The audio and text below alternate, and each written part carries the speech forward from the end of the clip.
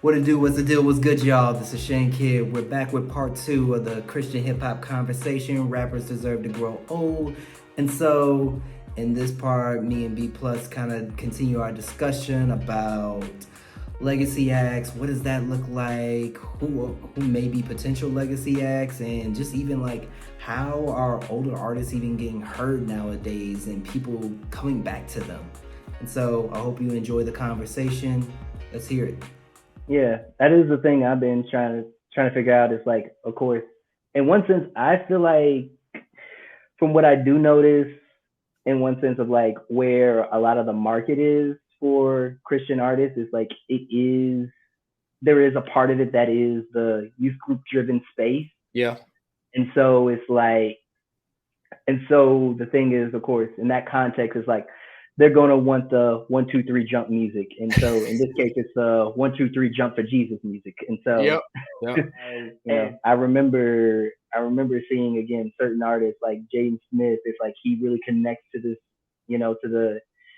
to that late, I would say like very late millennial in the sense of like they were born in the 90s, and then Mhm. to that that begins this early Gen Z wave where they're like jumping, moshing, all that stuff, and I'm like, okay, I get it. I'm still not like a big Jaden Smith fan or anything like that, but Right. yeah, Right. I get it though. I get it. And Yeah. so yeah, and so like even in the aspect of like even when it comes to Christian rap, it's like there are a lot of people there are a lot of people I'm paying attention to in one sense just because of the music, because I like to be observant of the music space, and Yeah. since I've more so actively re-entered being as an artist, I was like, I want to know the people around here. Hmm. And so because it's like there was a time just like you, I kind of like fell back just because it's like, okay, I'm not invested into this space Right. like I was when I was an active artist from like 2010, from like, well, for artist wise, from 2010 to 2015, and then took my break, and it's like I would still pay attention here and there, but But not like like as yeah. in like learning that new wave of people that emerged, and then it's like I knew their name. I may have known their names, but I didn't. But now it's like, okay, now I know the songs and everything and all that Yeah. stuff. And then, oh yeah, I feel you on the TikTok piece, because it's like Yeah. TikTok is one of those. TikTok is work. People don't realize that. It's like, Yeah. especially if you're old, especially if you're older. It's like, hold on, I gotta I gotta make this short form content and Yeah. make it It's all make it it's a catch lot. people's attention for these few seconds. It's like that's a skill. That's a Oh very yeah. and I think that's a and it's like I think that's a very big win for the newer artists. It's like in the sense of like they're not gonna have to play by the rules that people had to play in the late 90s, early Right. 2000s, and even part of the early 2010s, of sense of like you have to fit in this format. And so I do think there is a freedom. At the same time, I do think that I do think that the older crowd has not really clamored for the older acts like that, or older acts like Yeah. that, because of just like how kind of like it feels like with Christian hip hop, it's like it's something you have to be introduced to. Yeah. In one sense, it's not something like where I feel like with hip hop in general, like you begin to learn like who were like some of the major players, just Yeah. even naturally. Like again, you know, again, there are people in their 20s that may not have a single Jay Z song in their I don't know why I was about to say iPod. I was about to date myself. Okay, they may not have it on their Spotify playlist, their Apple Music playlist, but they know who Jay Z is. Yeah. They may not even they may not have Nas or Biggie or any of those, Tupac or any of those people, but they know those names. They know those names. And even with the thing, like when, of course, it became when the big thing of like Fanatic leaving the faith, it's like there were folks saying like, who's Fanatic? Right, exactly. Yeah, Yep. like and Fanatic would be someone who was considered very pivotal and very Oh yeah. influential in Yep. the culture just because of his, just because of his contributed with cross moving the group, and then even how I would say like he influenced artists of like just like recognizing it's like there's yeah, it's like I know that like again, I know Swoop has mentioned him Yep. as like being very influential. My man Street Hymns has mentioned him being very Yep. influential. Show has mentioned him as being someone who's very I mean, influential. So it's Fnatic was like, my he was my yeah, favorite in the group. He was my yeah, like when it came to like, well, I think obviously like Ambassador was like the leader of cross movement, yeah. He but was the when it lead came to guy. like cross movement albums though, the verses that I remember the most are all the Fnatic verses. And that's to remember Oh like yes, when the Incredible Walk came out, Crimes and oh yes. Consequences. Like I was heavy into Fnatic even more so than like on the latter end, even more so than Ambassador. So like I was like Mhm. completely like thrown off when I heard that news. I was just kind of like, wait a minute, what? Like how? But at the same Yeah, time, a lot of people were like, who is he?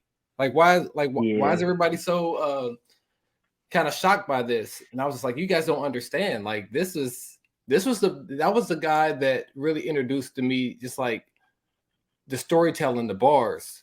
Like Mhm. he was the first guy that I remember a song being out for like maybe 6, 7 months, and I'm just now getting a metaphor. And Mhm. I remember calling my older brother like, when you first heard this, did you hear this? He was like, yeah, I heard that. I was just like, I heard this part of the metaphor, but I didn't hear that part. He's like, oh yeah, like so, yeah. So Mhm. you're you're right.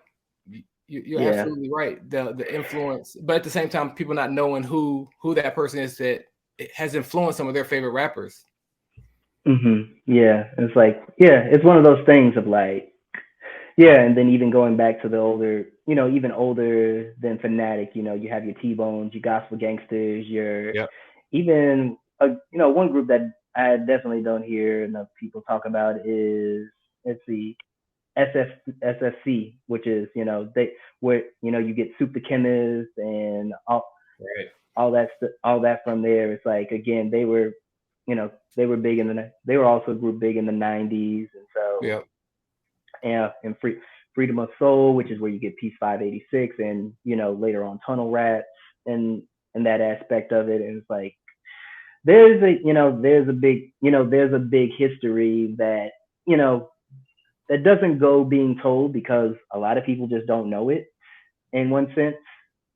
And so it's like when they're introduced to the space, it's like you're learning the people that are around and maybe a few people that were like started just started before then. And so it's like, and then for a lot of people, it seems like the majority, like Christian hip hop, began with Reach.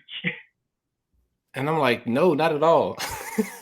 Yeah, it's been around, and then even Yep. yeah, because it's like again, like people have like I think, but I also think Reach has done some things that are noteworthy, and then which actually did remind me, it's like, oh yeah, Trip is still in his 30s. The reason and I'm like, just in case he ever hears this, Is and he? he's like, hold on, yeah. So yeah, the only reason I know that is because me and him are the same age, and I usually try to, even though I try to keep my age discreet.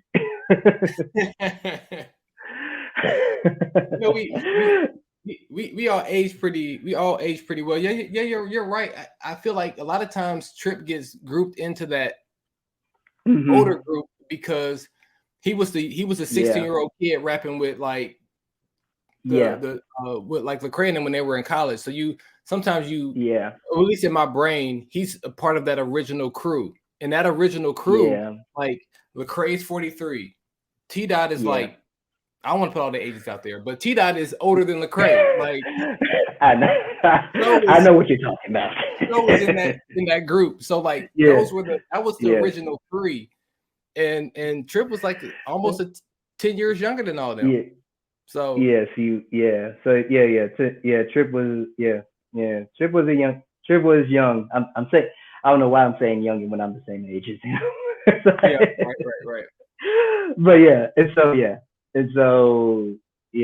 it is, and it's interesting. It's like, which, it kind of gets us into the space. It's like back then it was about relationships and connections and all that stuff. And so nowadays it's like it is about the internet, and you don't have to have the cosigns and the Yeah. open doors and everything. Because I remember, I think I, I think when I dropped my album, everybody was like shocked when Show was on it and everything, because it's like, hold on, you got Show on here from, and this is Lions and Liars Show, which is, of course, he was on a major run.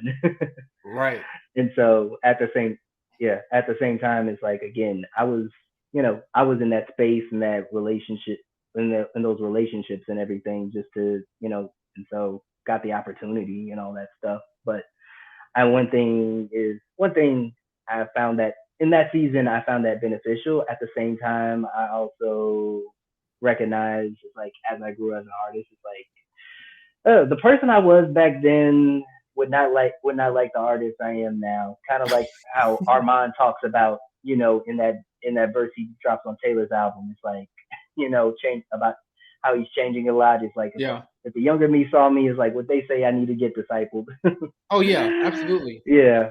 And Yeah. so, yeah. And then even like what you mentioned, as we kind of like get into the thing of like, when we think about it, it's like, where are the CHH legacy acts, like, and everything? Because I think about like what you said, because like, last year Corey Red and Precise, they dropped an album, and it's like, I don't know how many people were like in Ready. on the radar, yeah, Right. on the radar to that. And so it's like, it was Have you one of heard those the things of, Have you heard the Pedity and Know the Verbs new track, Harriet Tubman?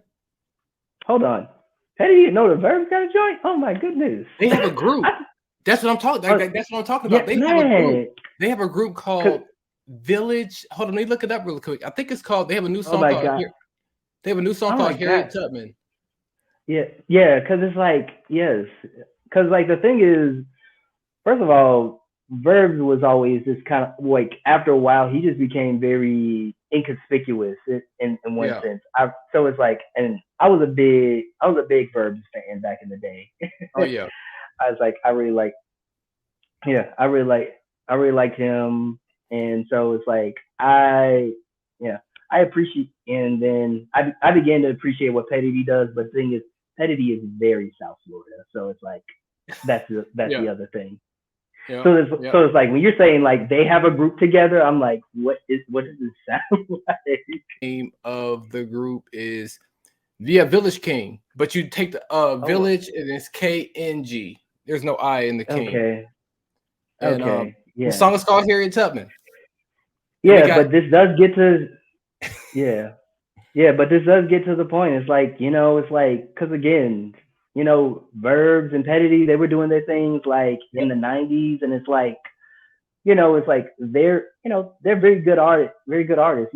Pedity was, opening up for like non-Christian folks and everything. Yes, It's he like, was. even Rick Ross knew about him. Really? Yes. That's what's up. So, yeah. So the thing is, so back maybe like 10, 12 years ago, like, I think Trey Nine from the South did an interview with Rick Ross and everything, and he was like, talking about like Christian music, and he was like, Ross was like, yeah, I know this dude named Pedity and everything, and like, That's I think wild. there's like, just like there's space for me, for a guy like me. I think there's a space for a guy like Pedity in hip hop and everything, and all That's that what's stuff up, and all man. that stuff. I used to Yeah, love Kennedy and so, growing up, man.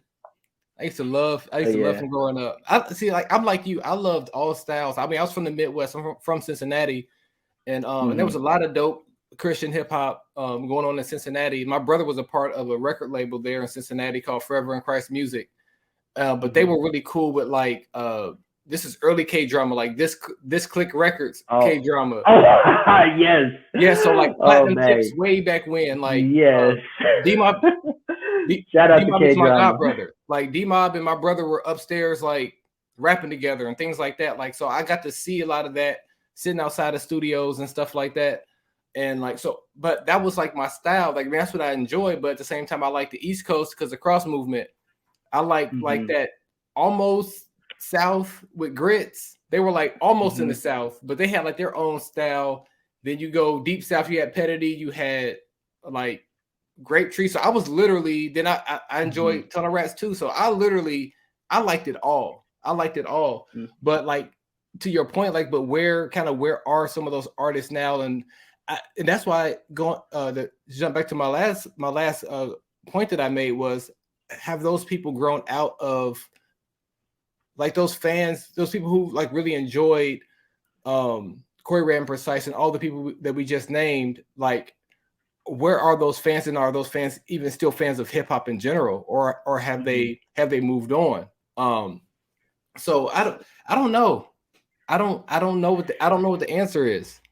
Yeah, I think it's like even like how do you like how do you even reconnect with those people, because it's like in one sense it's like I feel like I feel like if some people probably knew, they probably would be like, yo, let me check this out, Exactly. because it's like I remember this, just like how there are people like still checking for Nas's album, still checking for just even like speaking of like legacies, like when E40 would drop something on the West Coast, it's like people were still checking it out, Yep. and it's like that's one of the things I've even just even things I noticed is like older acts is like they're not as we mentioned, they're not the main people, but they still have a strong enough following where it's like, oh, they know they have a core fan base that's rocking with them and everything. And then because it's like because it is one of those things, because I think about probably even kind of off the top is like people who may potentially become legacy acts is like again Lecrae, Propaganda, because it's like they're the more like I've been active, and then even K Drama in one sense, because like he's still active after Yeah. 20 years of doing this, and I still don't think he gets enough credit like he does, Yeah. just like he deserves, just like the I'm like that amount of faithfulness in activity is not something to take lightly, Yeah. considering just like how much the genre has changed. Yeah. Yeah. So definitely. I hope you enjoyed the conversation. You got to get a little bit of Christian hip hop history. We'll kind of dabble into a little bit more of Christian hip hop history as we get into part 3 and begin to even talk about like more of the reasons why, it is a challenge to have legacy acts. And so look forward to seeing y'all. Learn, love, live. Peace, y'all.